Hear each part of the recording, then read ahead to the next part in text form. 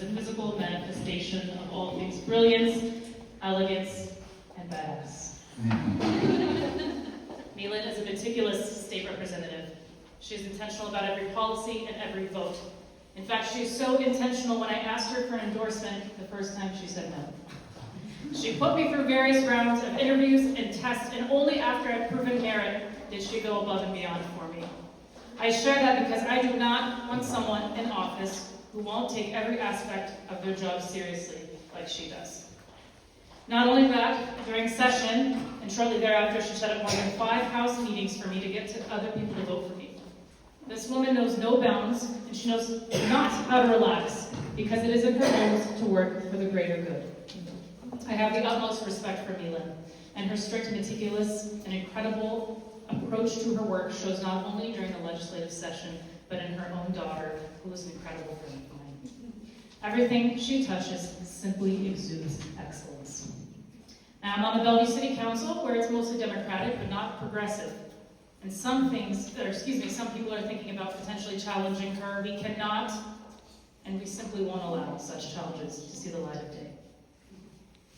More broadly, when the federal government refused to regulate AI, My-Linh stepped up and sponsored regulation for AI usage amongst minors who often fall victim to manipulation. She also sponsored a bill that aims to enhance behavioral health services for children and for the youth. I could stand here and I could continue to list the legislation she's provided, but I do not have the capacity to share her groundbreaking work in the 4 minutes I've been kindly allotted.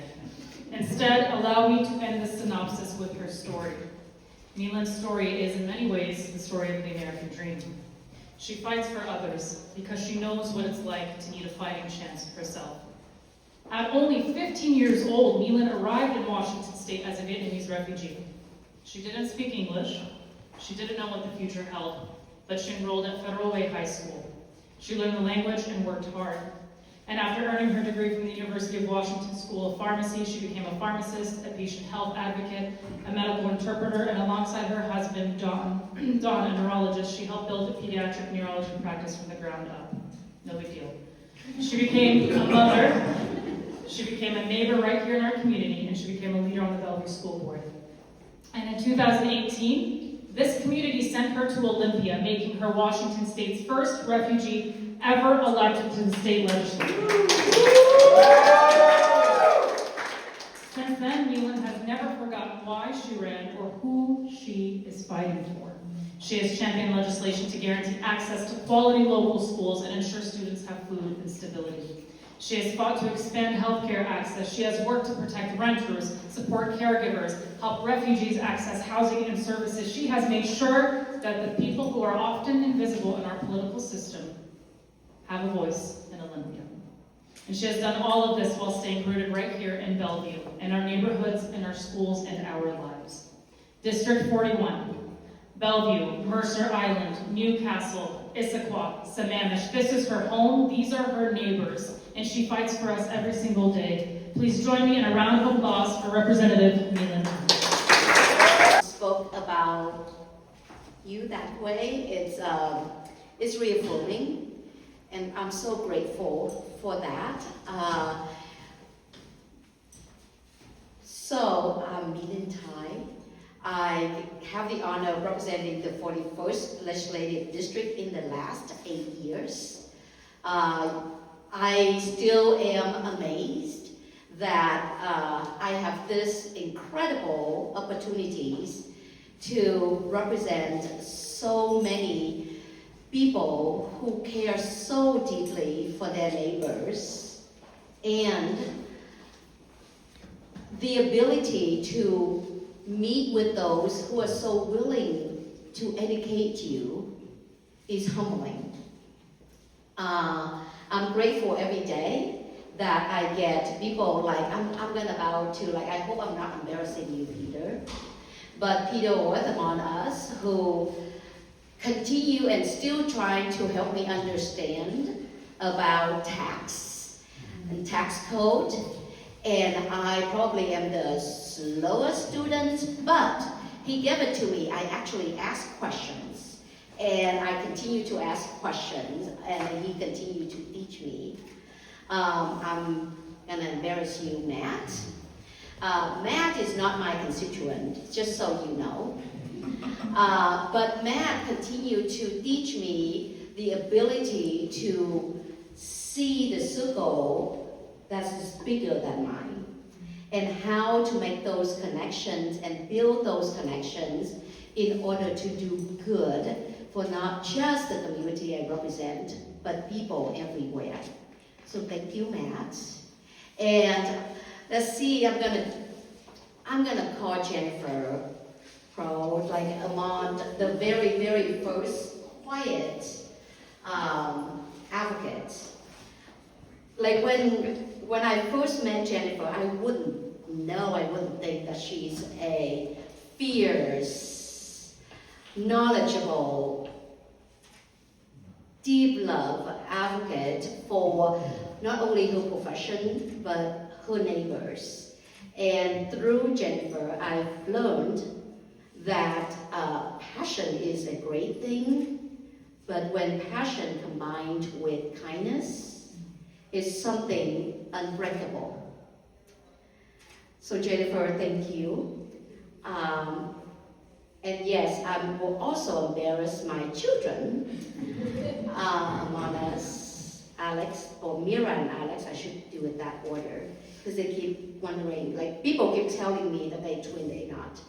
One being born before the other, 19 months exactly. But no, I tried to time it 24 months. It didn't happen. So that they taught me the first lesson. My-Linh, you cannot plan everything. They have been my biggest supporters. They show up. I didn't have to bribe them. As they grow older, I hope that they see a lot of the work, have them in those work, and as they going out and be the adults in the community wherever they might be. I hope that they took the lesson learned, either at our dinner table or when they see their mother, who, this is when they were still in K-12. They've learned that mom say that we're gonna leave here in 5 minutes, honey. That can easily turn into half an hour. Because like if there's PTA moms among us, you know exactly what I mean. And they never complain. So their level of support started then. And understanding the impact of how one person is truly could have the power to influence good for so many. Why am I asking for your support to serve another term? With everything we kindly share, the other part of my work, at least in the last 3 years as the Deputy Majority Leader in the House Democratic Caucus, was mainly this. We recognize how the system works, and it worked for multiple ways that need to be changed. Number one, incumbent almost always win re-election. I say almost. Because the system created that way. The second is that so many rules and regulations do not have the well-being of people in it. It's still filled with punishment and retaining the power being, as if they have the power to change behavior, versus recognizing how education and that basic understanding of the well-being of people around us is the best way of changing behavior. It's slow, but it's steady and it's long-lasting. So my job as a Deputy Majority Leader in the House Democratic Caucus is that. Because ever since the 41st Legislative District elected me, I couldn't stop talking about that. I kept saying, how do we change system so each and everyone's talents can be seen?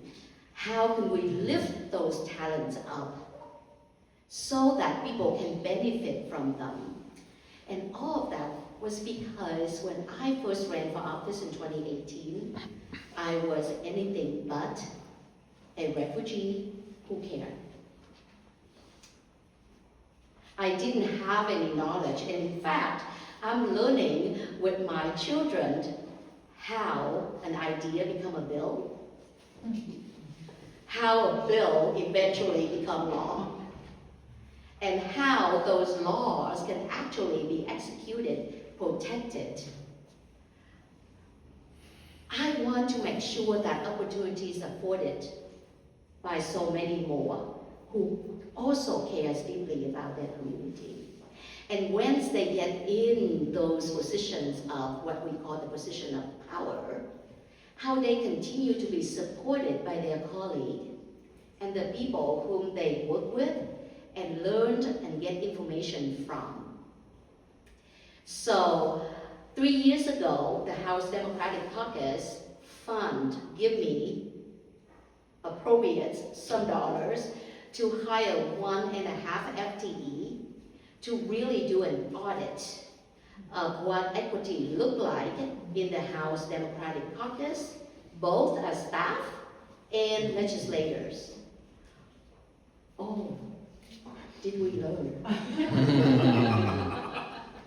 We thought we were so progressive. We thought we were so equitable. We are not anywhere near. So in the last 3 years, that's the work that I have been engaged, involved in.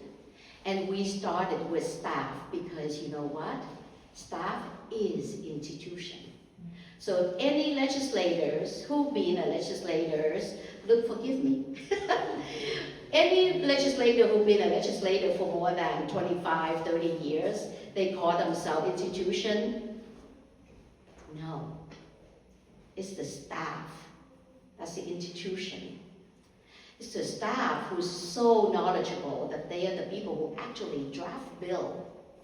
Legislators are generalists. We know this much. The community and the public and the advocates know this much because it impacts your life. But our staff is able to take all of those and truly turn them into magic of a bill. So we started with staff, and our staff is now having a strategic plan to be much more equitable, more just, and making their workplace healthier. They have been started on that path the last year. I cannot wait to hear the report back from staff. The legislator was supposed to be on the same path. We have not even approved the strategic plan for legislators. I'm saying all of this is because I have that work to finish. And I believe we can do that. We create a pathway for new legislators having professional development they need, not so that they can be enlightened, but so that they can be more effective representative representing their constituents. And those who have been in the institutions for more than 10 years, which is going to be me very soon, would learn to be humble enough and flexible enough so that we can all be able to move in a direction that is beneficial for Washingtonian while, and I think this is the most important part, while protecting democracy. And democracy isn't about we all agree. Democracy is about how do we hear each other, how we understand the short-term impacts of a piece of policy, the medium-term impact of the policies, and the long-term impact of the policies. And yes, I am crazy, but yes, I strongly believe we can get there, we will get there, because we are so committed for the well-being of Washingtonians. I'm asking for your support so that I can continue to serve you 2 more years. Thank you for being here. What comes next? Can I do a quick Just shout out? because you asked. Thank you. And remember, this is a fundraising event. Oh. And I went down for a bill signing. And I have 4 of these. Great. And for those who is willing to contribute $41 to the campaign, you can get one of these to take home as a souvenir. See what I did? I didn't answer Matt's question first.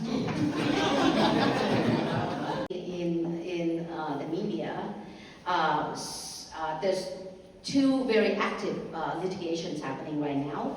One is to challenge the bill written in a way that is referendum-proof. And 2 is to challenge the constitutionality of an income tax in Washington state. So I would say that is immediate next. The beauty of Washington state government, all 3 branches, that I am very proud to be a member of, is that we still actually follow the laws. That we can still actually uphold that check and balance. So truly, at this point in time, we are waiting for, 1, if the Supreme Court make a decision, if referendum clause in the bill is not okay, then the next thing is the opposition may get signature and have a referendum on the ballot. That's more immediate. And then right now, the challenge of constitutionality is at the Supreme Court. And of course, anybody who's brilliant enough would choose to put it at the Supreme Court where the most conservative court is at. Certainly, we attempt to eventually get the bill to the Supreme Court of Washington State to have that final say. And I cannot answer that question without just a little history. 1933, Washington State had the initiative to ask the question of income tax. It passed, I believe, if not more than 70% from the public. The opposition did the same thing. Eventually, it got to the Supreme Court. The Supreme Court ruled in 1933. If we ask ourselves, who were the justices who sat on the Supreme Court, and the decision at the time framed that income is property. And the clause at the time, it would say that if it is property, taxes has to have uniformity. Hey, as a pharmacist who can say stuff like that, like after 8 years, this is absolutely amazed me. But that is where we are next. We are asking the question again. If the income tax in Washington state is constitutional. And I can report back to you, I respect that. I respect the balancing and the separation of power very much. While I do hope that the Supreme Court will make certain decisions in certain way, the legislature see themselves. I believe that that our justice will do their best as far as using their constitutional knowledge and truly once again, not once and all, once again to relook at the question. Colleague who are educators, and we're fresh out of RA from Spokane with hundreds of other educators in the room, and from all of us, we are so deeply grateful to you for your work on the millionaire's tax. It's such a boon for us, and then also for working families all across Washington state.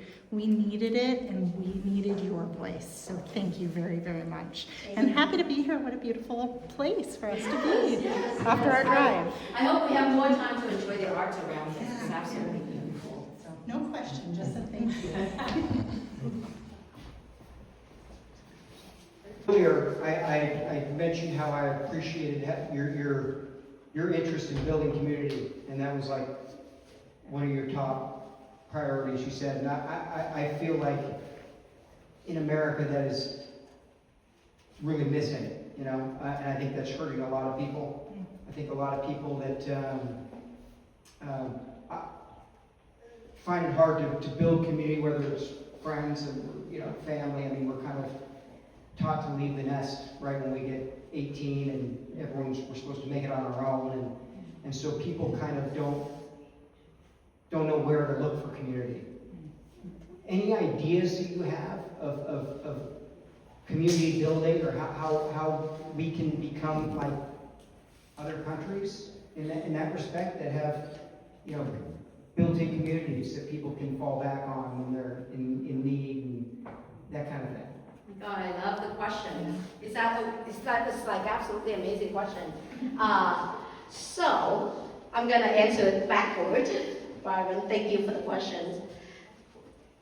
Immigrants who bring their culture and their richness to this country, honestly, even only we would open our mind and open our hearts and allow them to share their culture, the way they care for their youth, the way they build a family together, not only care for their youth, they care for their elders, the way they build their own little community, whether through religious practice or cultural fair. We could then see how the building communities could look like. And mind you, these immigrants didn't come here with their entire village. Many of them came here as refugees, like myself, and many of my friends who came here by themselves, they had no one to depend on. And so their only choice is to figure out how to build those networks. And once again, if our community, if the United States of America, the American would be willing to look at that and not criticizing them as bringing their culture in order to erase our culture. I still remember when I was a school board director, my joy was to visit schools and classrooms. And one of those visitations, I get to meet with parents as well. And later on, I get reconnected with another parent who happened to be at one of these visits. And the parents literally asked me, how dare you changing the student celebration of Halloween to fall harvest? You took the culture of ours away from us. And how dare you not say Merry Christmas, but changing it to Happy Holiday? And I was like, that was really kind of you. You gave me so much power that I actually can change all of that. Like, honestly, a lot of those changes was because we listened to the kids. The kids told us that some of the costumes during Halloween scared them. I mean, because, right? And Happy Holidays is the idea of engaging and including so many students from so many cultures that also celebrate many of their holidays at the same time. So when we celebrate everybody, we celebrate everybody. I mean, there's no other way of saying it. And so I think, Byron, to your question, that's the seed of why I think. And like I say, as a legislator, I know this much. But when I bring my communities in, your knowledge is this much. You make me look damn good. So why wouldn't I do that?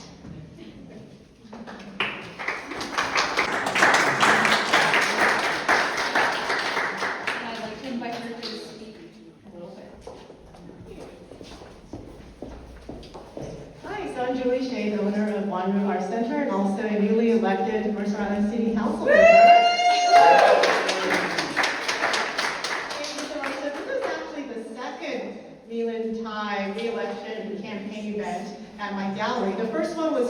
years ago. So time just flies. Thank you all for being here today to support My-Linh Thai and to invest in the future of our community.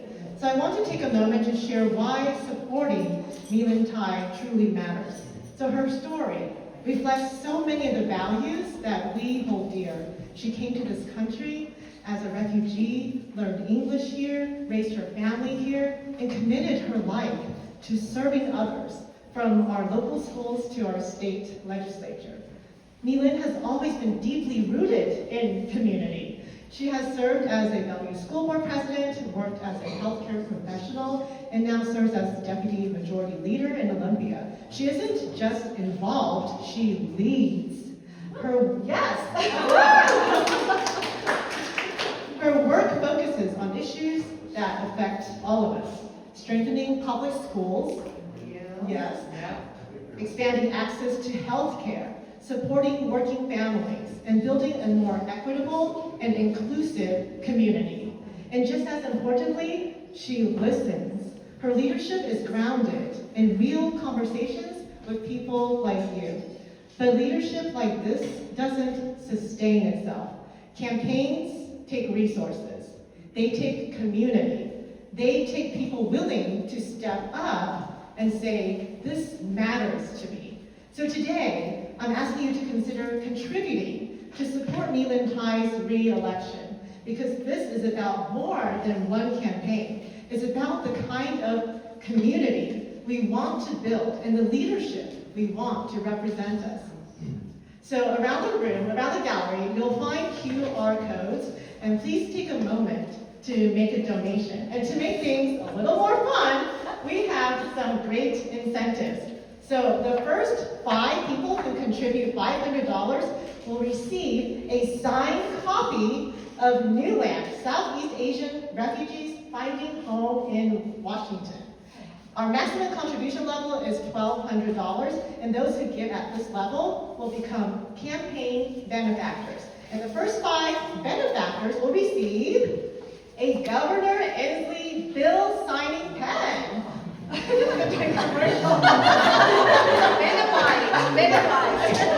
now, finally, My-Linh Thai mentioned, and this is where I would like 4 people to raise your hand. So the first 4 people to donate $41, in honor of being the 41st legislative district, will get one of these official signs from when Governor Ferguson signed the millionaire tax into law, which benefits so many working families in our state. So we'd like to see 4 people raise your hand to donate $41 today, right now. Yes, you already maxed out. Oh, wait, he wasn't. Carolyn, can I still donate more? Yes. Okay, Carolyn. Okay, we need 3 more. So you can pick any of these. This is a part of history, right? So, I'd like to have 3 more people raise your hand to donate 40. Yes, thank you. Okay, we got 2 more left. Part of history. Yes. Yeah. Okay. Well, if you're shy, that's okay. You can just find Ariana. Okay. So thank you again for being here today and for all your support. Oh, what's this? Oh, yes, and thank you. We've already had our first 2 $500 donors, and they're the enthusiasts level of donations. So Terry Tran and Doug Tran, thank you so much. Thank you. And at the benefactor level, to get the Inslee pens is Matt Lotion. Thank you. So you can go onto the QR code, or you can talk to Ariana about your donation. And let's build community together with My-Linh Thai. Thank you.